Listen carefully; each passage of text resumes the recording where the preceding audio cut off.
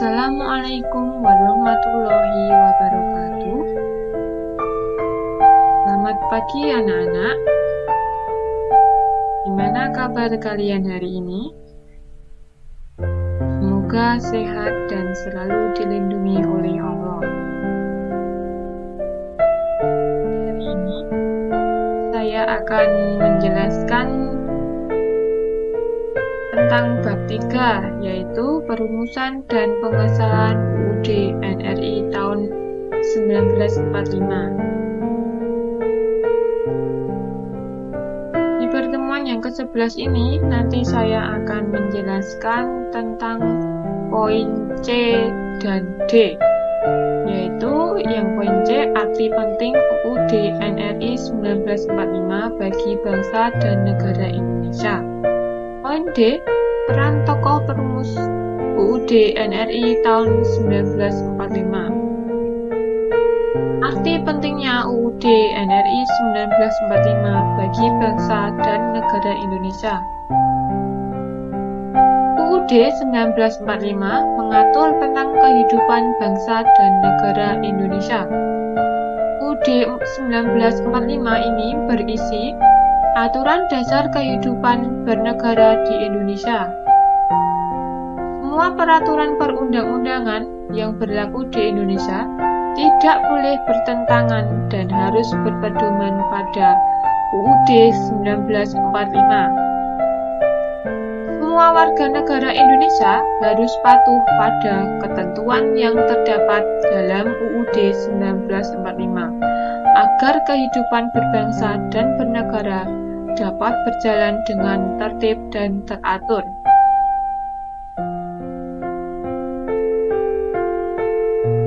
Fungsi isi UUD 1945. Menurut Jimli As-Siddiq, ada 3 fungsi, yaitu yang pertama, pengendalian terhadap penyimpangan dan penyelewengan dalam dinamika perkembangan zaman. Yang kedua, pembaruan masyarakat. Yang ketiga, perekayasaan ke arah cita-cita kolektif bangsa.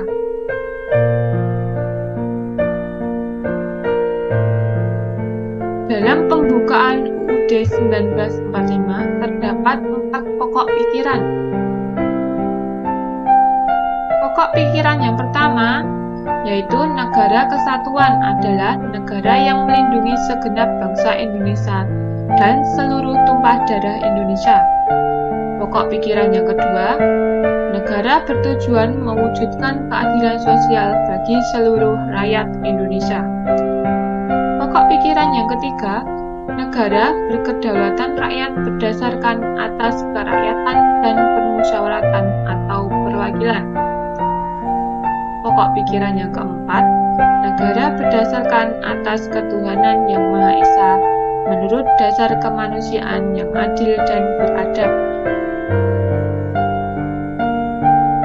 Arti pentingnya UUD 1945 dapat dilihat dari pembukaan UUD 1945 yang memuat beberapa pokok kaidah negara fundamental, yaitu alinea pertama menjelaskan tentang kemerdekaan pada hakikatnya adalah hak segala bangsa sehingga menolak berbagai bentuk penjajahan.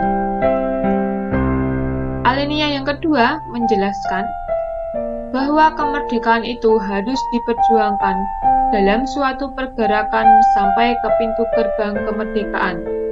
Kemerdekaan bukan tujuan, melainkan jembatan untuk menciptakan keadilan dan kemakmuran masyarakat.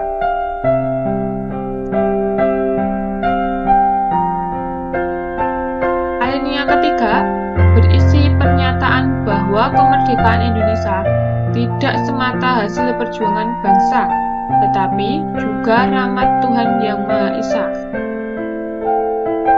Alinea keempat menjelaskan tindakan-tindakan yang akan diambil setelah menyatakan kemerdekaan Indonesia atau cita-cita bangsa.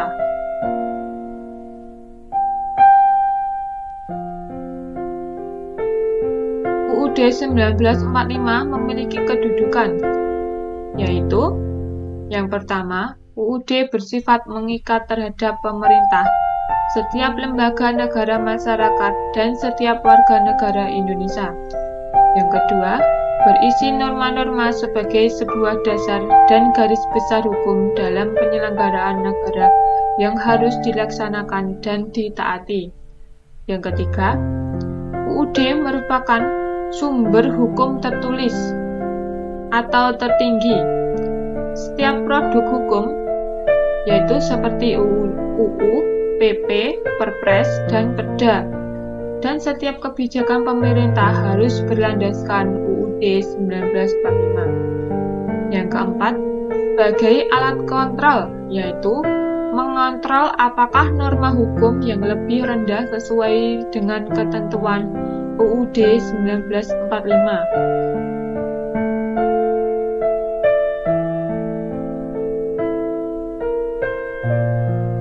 Hubungan antara pembukaan UUD 1945 dan Proklamasi 17 Agustus 1945. Yang pertama, pernyataan negara Proklamasi Kemerdekaan ditetapkan pada alinea ketiga pembukaan UUD 1945. Hal ini menunjukkan bahwa antara pernyataan proklamasi dan pembukaan UUD 1945 merupakan suatu rangkaian yang tidak dapat dipisahkan. Yang kedua, pembukaan UUD 1945 ditetapkan pada tanggal 18 Agustus 1945, bersamaan dengan ditetapkannya UUD, Presiden dan Wakil Presiden. Hal ini merupakan realisasi tindak lanjut dari proklamasi.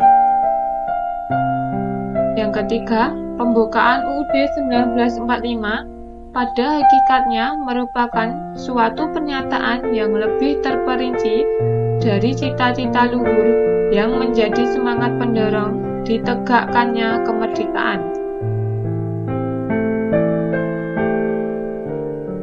Adapun UUD 1945 yang disahkan oleh PPKI memiliki sistematika sebagai berikut, yaitu pembukaan yang memuat 4 alinea, batang tubuh yang terdiri atas 16 bab, 37 pasal, 4 pasal aturan peralihan, dan 2 ayat aturan tambahan.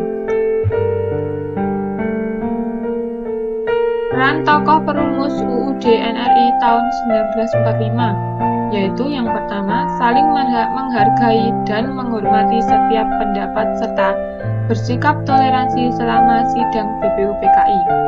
Yang kedua, bertekad membangun negara yang berdaulat di atas keragaman, gagasan, dan perdebatan sengit yang bersumber dari agama dan budaya. Yang ketiga, menjadikan Pancasila sebagai ideologi kokoh yang menjiwai UUD 1945. Yang keempat, proaktif melindungi kehidupan beragama melalui dialog antar tokoh dengan para ahli agama dalam musyawarah. Yang kelima, pentingnya rasa persatuan dan kesatuan serta mengangkat nilai-nilai luhur menjadi asas negara. Tugasnya yaitu yang pertama, apa fungsi dari UUD 1945 menurut Jimli As-Siddiq?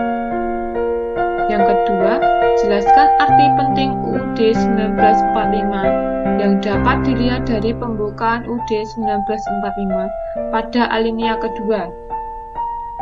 Yang ketiga, bagaimana peran tokoh perumus UUD NRI tahun 1945? Yang keempat, sebutkan kedudukan UUD 1945.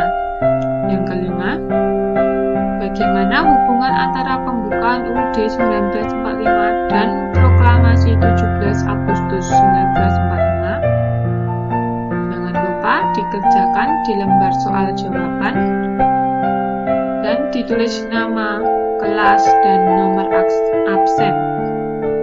Selamat mengerjakan ya anak-anak. Sekian materi dan tugas dari saya. Semoga bermanfaat. Wassalamualaikum warahmatullahi wabarakatuh.